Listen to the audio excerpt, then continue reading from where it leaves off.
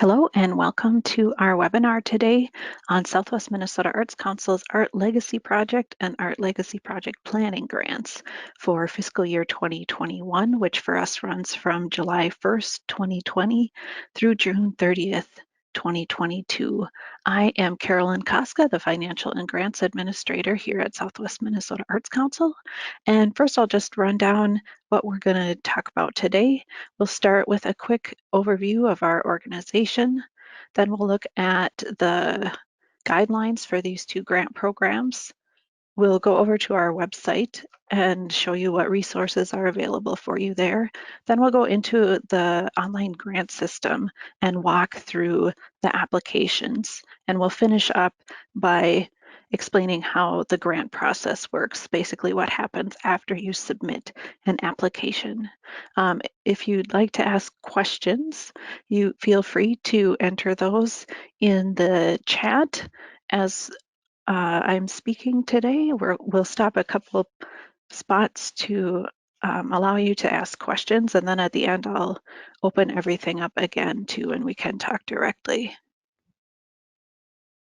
The Southwest Minnesota Arts Council is a nonprofit organization committed to promoting and encouraging the development of the arts in the 18 counties of Southwest Minnesota by serving as a source of funds and technical services, which enable local organizations, educational institutions, and individuals to sponsor, create, and promote the arts in their communities. Here's our region down in the southwest corner of the state. We are one of 11 regional arts councils that cover the whole state of Minnesota. Our funding comes mostly from the state of Minnesota. We have an allocation through their general fund and also from the Arts and Cultural Heritage or Legacy Fund. We also receive funding from the McKnight Foundation, which we use for our grants for individual artists, and also memberships and donations from our region.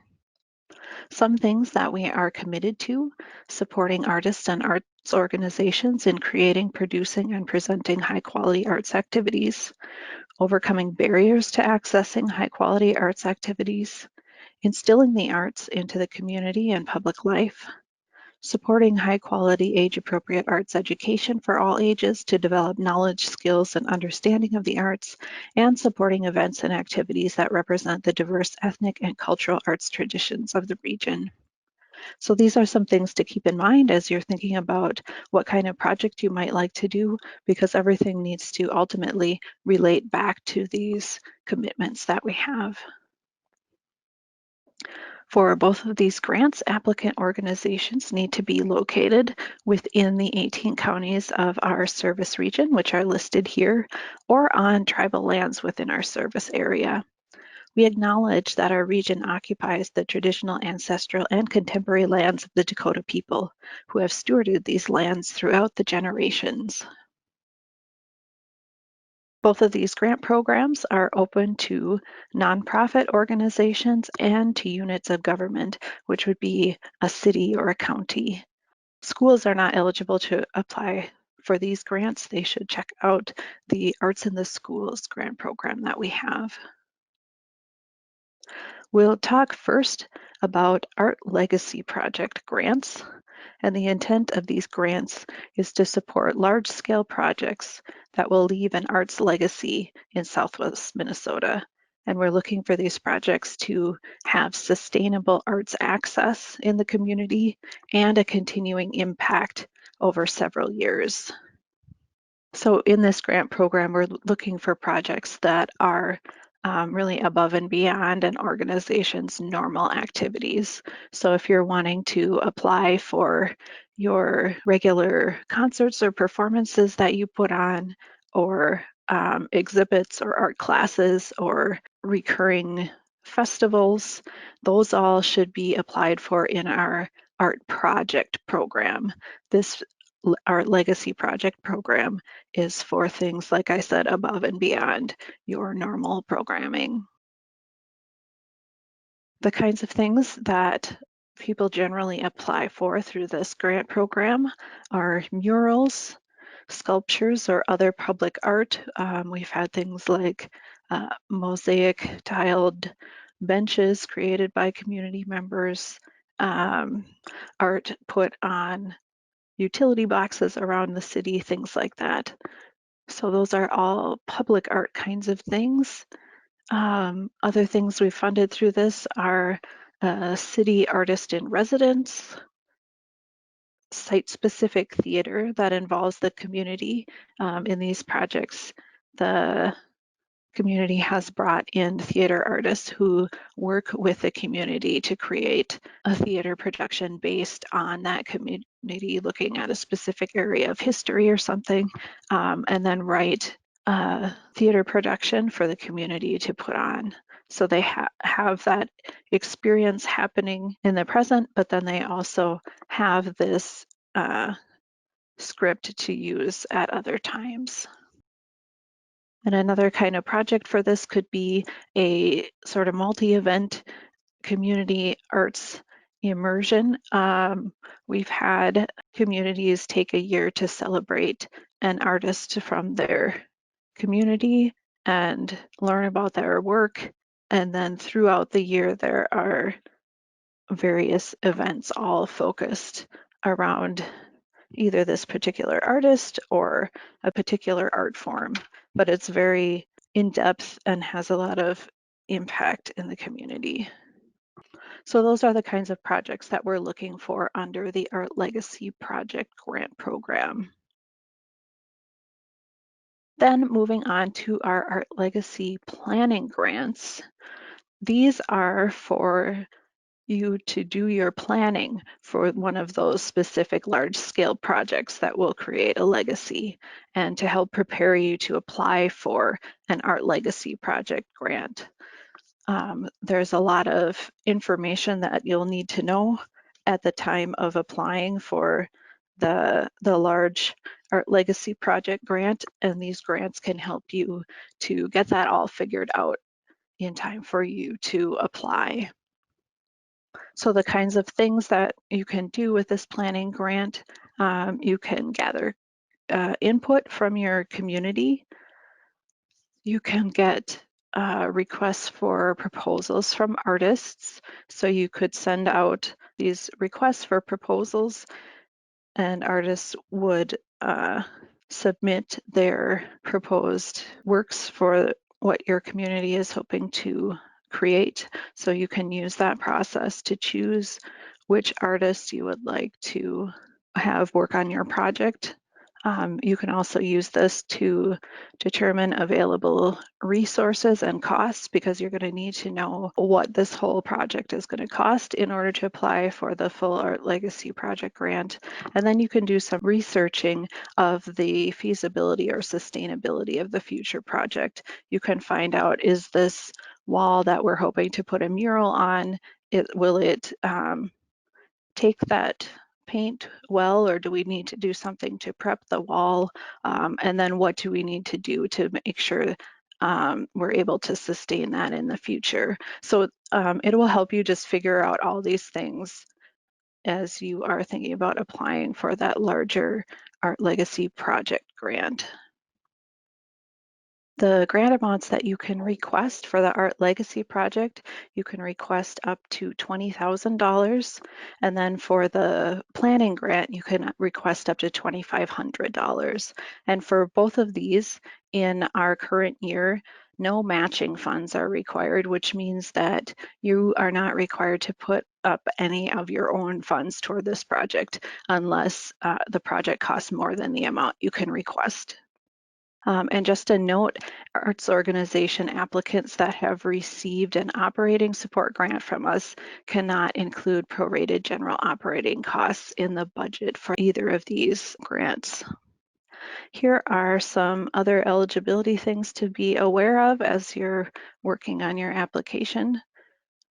The following are not eligible: projects that don't have an art focus, activities of a for-profit project or business, educational projects within a school system. We already mentioned that schools need to apply for their activities through our Arts in the Schools grant program.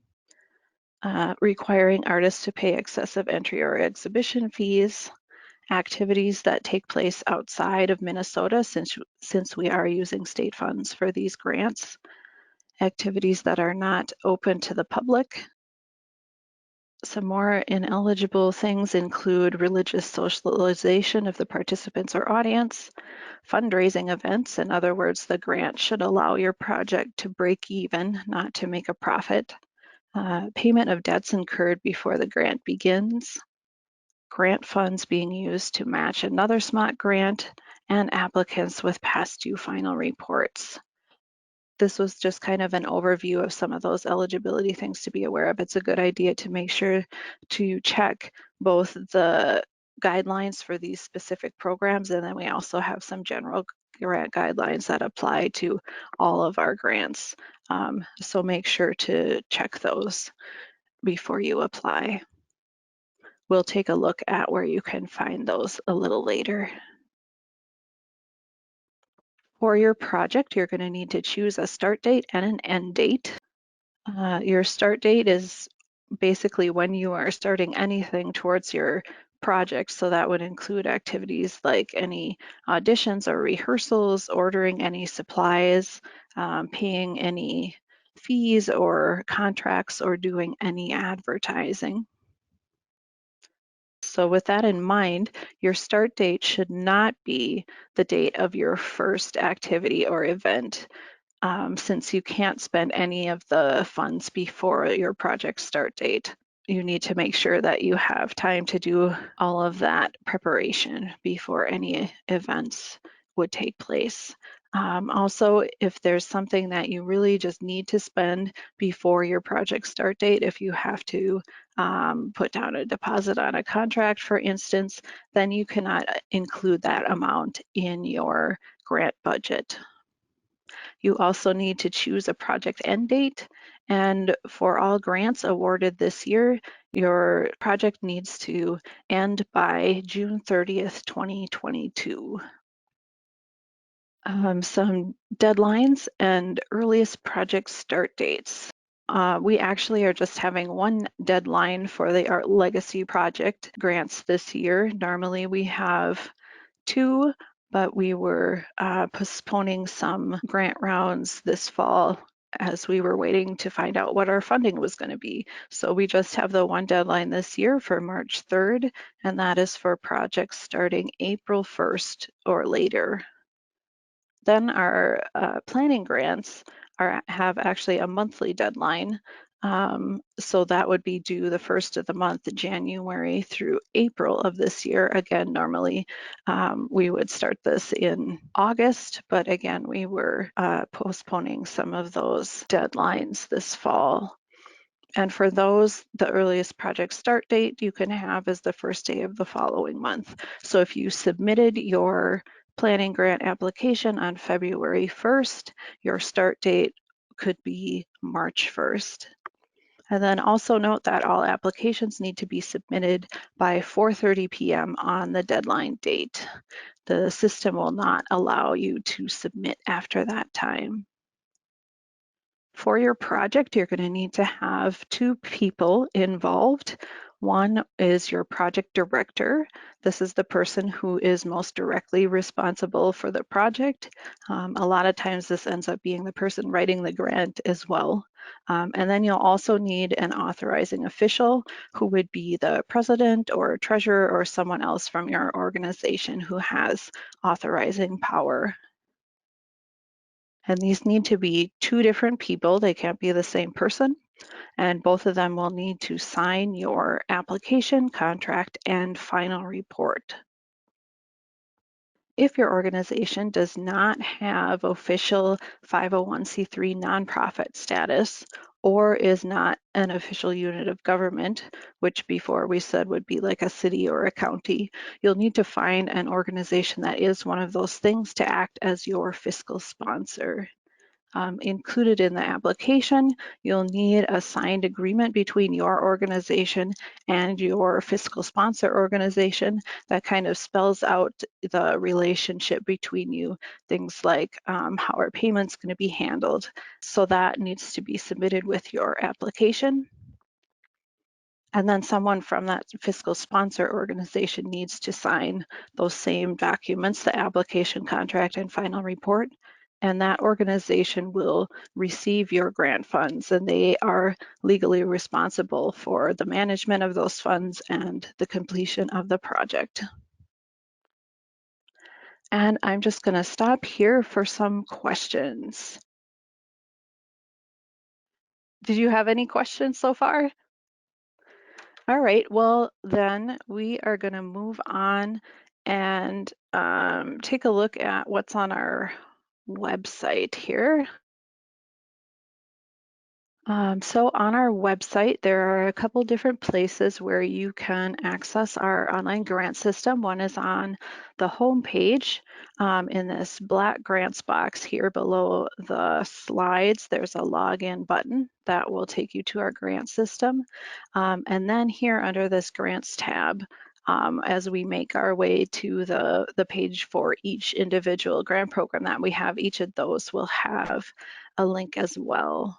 So we are going to find our Art Legacy Project grants here.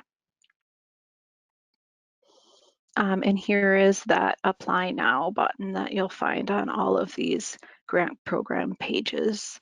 And it says Apply Now, but you don't have to actually be applying to click that. It'll just take you to that login. So each of these pages will include a lot of the important dates that you need to know, and then some materials for you. Here are the guidelines for this grant program that we talked about earlier, along with our general grant guidelines that apply to all of our grant programs. We have the application questions that are in a Word document. If you prefer to work in that Word document first and then paste into the grant system later, you can do that. We've got a budget form.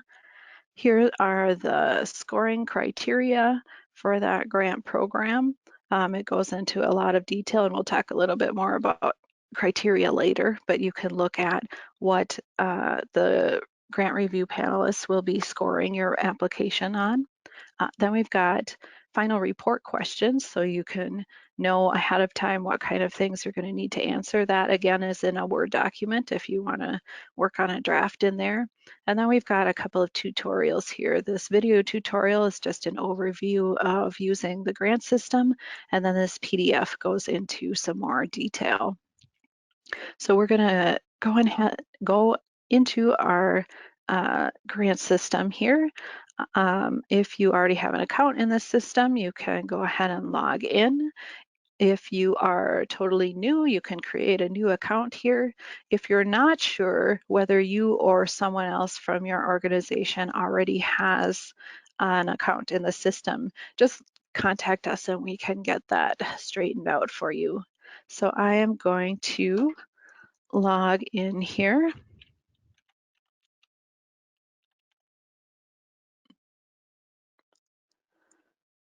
So once you log in, if you've worked in the system before, you'll be brought to your dashboard. But if you are coming into the system for the first time, you'll be taken right to this apply page. And that lists all of the grants that we currently have available. So you'll just scroll through and find the one that you need. We're going to take a look at the Art Legacy Project Planning Grant first.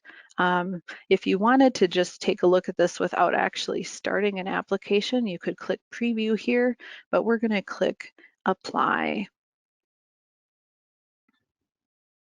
I'll just point out a couple things as we get started here. So up here we've got Google Translate that is embedded into the system, so you could choose your language and it will translate the interface and questions for you.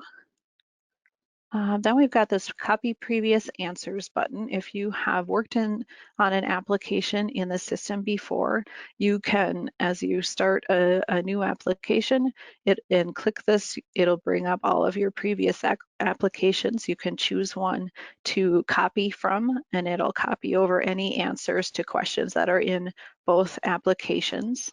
So that's kind of a handy head start for you if you've done something in the system before. Then we have our collaborate button, and this allows someone else to work on the application with you. How this works, you enter in their email address here. You decide what level of permission you want to give them. You can include a message here saying what you'd like them to do, if you want them to proofread or add some audience numbers or some information about your board. And then you just click this invite button. That'll send them an email. And in that email, they'll be directed to the site. If they don't already have an account in the system, it will just ask them to make a password. That's all they have to do. And then they will be able to come in here and also work on the application. Here, if you are running into some questions as you're working on the application, you have a couple of options. If you click here, you can schedule some time to talk to me. This will just take you to a scheduling system. You can choose how you'd like to meet, and then it'll bring you to the calendar, and you can choose a time, and that'll just schedule that for you. Also, feel free to email me anytime. My email address is there. Starting the application, you start out with a name for your project. As you look at the examples here, it doesn't have to be anything fancy, just explaining what it is that you're going to be doing. You'll put in the amount you're requesting here, though you'll probably want to wait until you have finished your budget form to do that. Here we've got some links to some of those guidelines and application questions and criteria again. And we also point out here that the character limit on the fields in the application is really large. And we just want to point out that we're not expecting you to come anywhere near filling that up. We want to make sure there's plenty of room for you. If there's a lot that you need to say on a particular question, but really concise answers are great. So in this application, you'll start out describing what the final project is that you're planning towards, just a brief description there. And then what kind of planning you're trying to do with this grant funding. So who's going to be involved with that? You'll need to have someone acting as artistic director for you. And then you can talk about any organizations that you'll be working with if you're working with either Springboard for the Arts, Forecast Public Art, something like that, and some information about your schedule for that planning. Here's where you can include info about your artistic director and their qualifications, put a website for that assisting organization if you have one, and you'll enter in your start and end dates. Then we ask you about impact, but here we're talking about the impact of the planning. And so what will be the benefits of this planning project? How are you going to receive and use public input? And then how will that enable your final project to meet the needs of your community? And then what impact this might have on the artistic quality and merit of your final project. So this impact, and then below here, outcomes and goals, are all focused just on this planning phase, not on your eventual goals for the final project. For these outcomes, you'll need to choose 1 to 3 of our Minnesota Arts outcomes that we have. You can click this link to see what those are. It lists some arts outcomes in different areas: arts access, arts education, arts and cultural heritage. So you'll read through here and pick 1 or 2 maybe that sound kind of like what you're hoping to do in your project. These are really broad, high-level outcomes. So once you've chosen those and entered those numbers in here, then this is where you can put those more specific outcomes that you're hoping to come up with. So you'll need to know what changes will take place as a result of this project, and then you'll need a plan to measure or prove that your changes that you anticipated have taken place. We have an example here, some sample outcomes for this grant program. So here's our sample project. They're in the planning stages for a downtown mural. They need to come up with an artist, mural design, installation plan, and costs in order to apply for an art legacy project grant. So they chose number 3 as their outcome, and they actually have 2 related changes, both related to that outcome. So as far as what will change, they're saying that mural committee members will have an artist and a design for the mural that reflect the vision of the community. And the committee, how they will measure that, the committee will review the input that received from community members during the survey stage, and see how that compares to that community input, how their design proposal compares. And they are then looking at some more specific things that they're looking for when they are doing that evaluation. They're hoping to have gathered opinions from at least 30% of the community, and looking in the final proposal that they chose for that community input that they had. And then down at the bottom here, this just shows how all these boxes will translate into what you would enter into the question back in the application here. We also have a blank outcomes worksheet if you want to map this out for yourself and your own project. And then here's a spot to upload any evaluation tools that you plan to use for your project, whether those are surveys or something else, those go here. You've got some audience numbers. These are numbers for your planning, not for the final project. Then we look at how you are reaching the underserved. And we're referring to individuals who have historically been outside of what we have going on for our arts and humanities programs, or underrepresented in decision making or program support. You can read some more information here about what we have to say about that. We're also going to be looking at ADA access. So here's again some information about that. But in this question, you're going to be asked to describe the groups in your community that are underserved or underrepresented. So as we mentioned above, these could be groups defined by race or ethnicity, language, socioeconomic level, ability, etc. And then you want to choose one or more of those groups and say, how are you going to reach out to or involve them so that they can participate in your project? And this is this planning stage is a really good place to start including those underserved groups so that your final project ends up reaching them as well.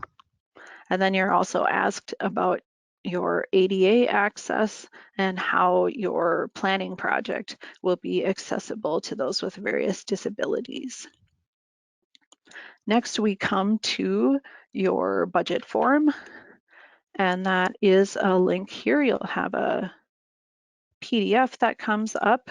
If you're having trouble with it calculating, make sure that you're opening it in Adobe Acrobat Reader. If you don't have that, we have a link here, and that'll help the form calculate for you.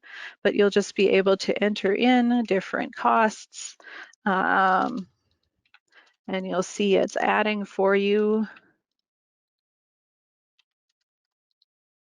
And totaling down at the bottom. Then you'll enter in any income that you have, if there are some donations that you've received, or if you're just using some funds that your organization has. And again, that will total for you. And then it calculates here how much you can request. So you would enter in your request amount here, and you'll want this profit number to equal 0. And it gives you some options of what to do if for some reason this is not equaling 0. But you would fill this out save it to your computer and then come back and upload it here. We also have a budget narrative field so you can explain any more details that didn't fit into that budget sheet. Next section just asks for some information about your organization, your mission and types of programs, your board members, some financial information.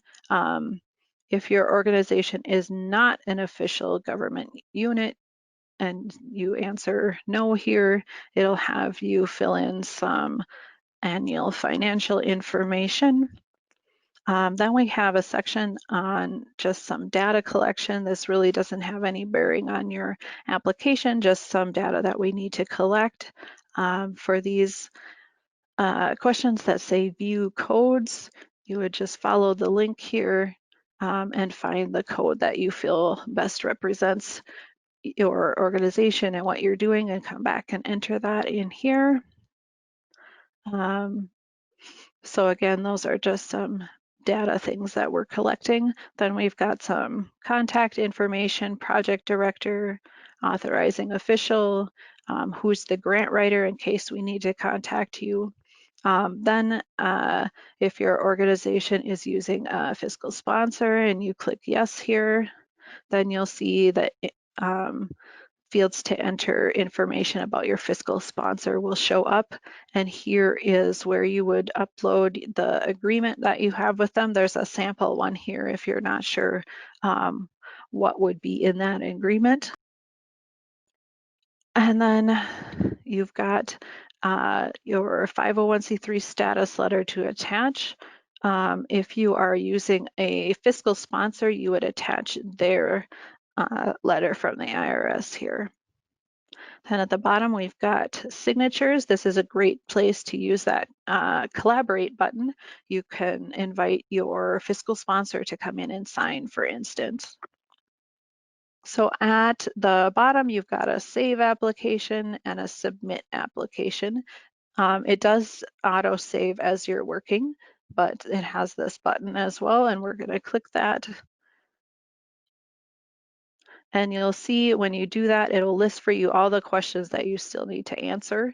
Because we haven't done anything, it's got everything there, but that just lets you kind of know your progress. If you want to keep working, you can hit continue here. Otherwise, we will head back to our dashboard. And here is the application that we just started. If you want to go back in and work on it, there's this link, edit application here. And this will be the same place you come back to find your contract and your final report. I'm just checking how we're doing on time. I just want to show a few of the questions that we have in the Art Legacy Project application. A lot of it is the same. You're talking about your project,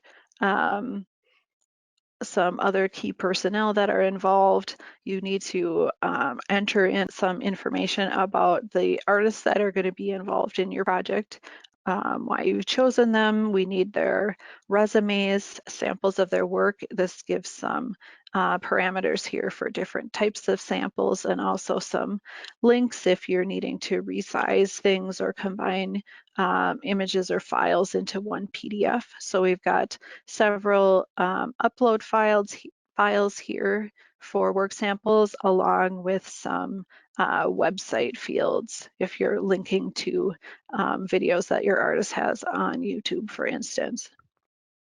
And then here is where we're asking about the impact of the actual final project, sort of how this applies to your community, how it meets their artistic needs, how it's helping you and the community grow.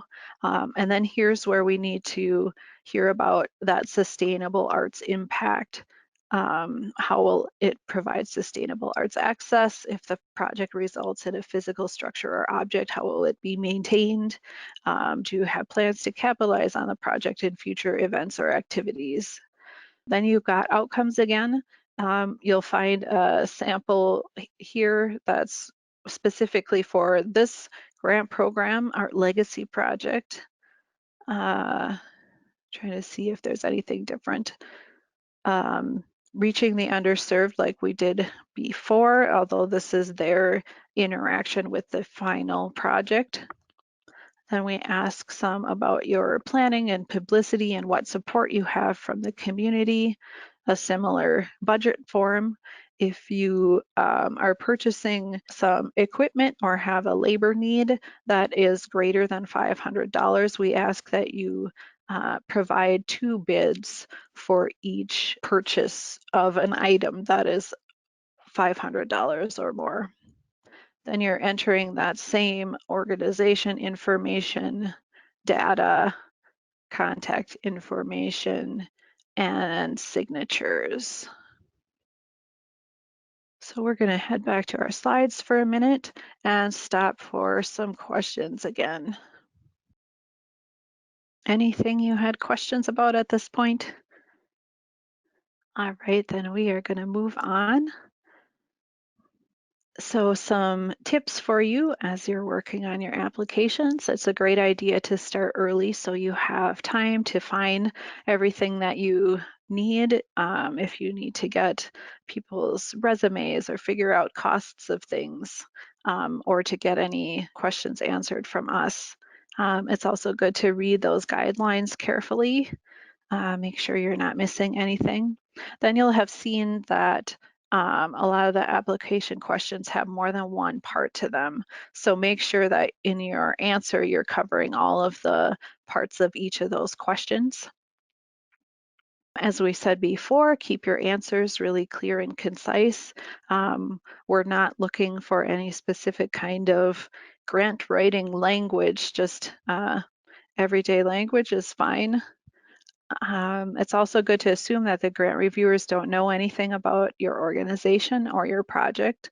They are instructed to only base their scores on what is in the application. And it can be easy for you to forget that people might not know certain things about your organization or your project. So it's a good idea to have somebody who's maybe not very familiar with what you're doing read through the application, and they can maybe point out, what are all these acronyms? There's something missing here. I don't understand what you're doing. And they can also do some proofreading of your application too, is a good idea. Also, a good idea is to call us to talk about your project before you start an application. We can help you make sure you're applying under the right program, that your program activities are eligible, just help you get started right there. And you can contact us with questions anytime as you're filling out your application. And then we can actually review your application for you before you submit it, up to about 2 weeks before the deadline. We can guarantee that we're able to look at that, and we can let you know if you're missing anything, if there's a little different direction you needed to take on one of the questions, things like that. So then once you submit your application, staff here will review it for eligibility and completeness. And if at this stage we find that there's still something missing or some eligibility thing that needs to be cleared up, you'll get 48 hours to remedy that. And that is the last contact that we as staff have with your application. We don't have any say over what gets funded or not. So it just moves on then to a panel of individuals from around our region, and they will discuss and score the applications based on the criteria for that grant program. We'll look at those in a second. And then from then, it goes on to our board of directors, who will determine funding based on the recommendations from that grant review panel. So for art legacy projects, the criteria that you will be scored on are the artistic quality and merit of the project. This is why it's really important to have done enough of the planning ahead of time so that you have your artist chosen, you have your proposal for what this project is going to be, because that is worth so much of your score. Then they'll look at the impact on the participants and the audience. what you're doing to reach the underserved, and your ability to accomplish the project. Then for the planning grants, they'll look at the impact that the planning will have on the final project, how you are reaching or involving the underserved in this planning stage, and your ability to accomplish the planning project. Then for both of those grants, you have the opportunity to be awarded some extra percentage points for some of these following criteria. If you're a first-time applicant to us, if your organization is led by or primarily serving BIPOC or LGBTQIA2 communities or people with disabilities, or if you are from a county that has received 3 or few grants from us in the last fiscal year. If your grant is awarded, you'll need to complete a contract, and then after we have your contract, you'll receive 80% of your grant award around the time of your start date. Then you'll receive the remaining 20% of your grant award after your project and your final report are completed. You'll need to acknowledge the grant on any publicity or promotional things that you have. There'll be a credit line included in your grant contract that you'll need to use. You'll probably also need to use this Minnesota Legacy logo, depending on the source of funds that were awarded to you. And you will be sent these credit lines and posters and logos, so you don't have to worry about making sure you have the right information on there. You'll need to complete a final report within 60 days after your project end date. And it's a good idea to take a look through that final report when you're just starting your project so you know what kinds of information you're going to need to gather. What were the costs? What do you have for attendance? Paying attention to those outcomes that you're looking for. And we do expect that you are going to spend what you proposed in your application budget. Once you're awarded a grant is then not the time to start seeing where you can save money in little places. We really need you to spend out that full grant award. But if it looks like your expenses are going to need to change, please contact us so we can get those changes approved in advance. Then I want to just mention a couple other opportunities that we have. If you are interested in our art project grants, which as we talked about before are the ones that are just for the regular arts activities for your organization. We have a webinar on that coming up on February 11th from noon to 1. We still have our going virtual grants for arts organizations. We still have a little bit of funds left there, and these are $1,000 grants to help arts organizations with virtual programming. If there is equipment that you need to purchase, if you need to work with someone who will help you get things set up, things like that, that's what that will pay for. We have one more deadline coming up on February 1st, which is coming up pretty quick, but it's a short, easy application. Then I just wanted to mention the grant support open hours that we have the second Tuesday of every month. During this time, those have been virtual, so you can join me here online. You can join that meeting at any time from 11 to 1 p.m. And our next date for that will be February 9th. And you can really just get any questions answered there, be working on your application and asking questions while you're working, things like that. Then we have monthly conversations for arts organizations and for artists. This coming month on February 16th, we'll have what is normally our conversation for arts organizations, but we'll be talking about our own biennial plan that we have up and getting some public feedback on that. And then our next artists conversation will be February 18th at 5:30 p.m. And we will have a featured artist talking about their work. Finally, here is our contact information. The best way to contact us these days is by email. And if you're planning to stop by the office, please call ahead to make sure that someone is here.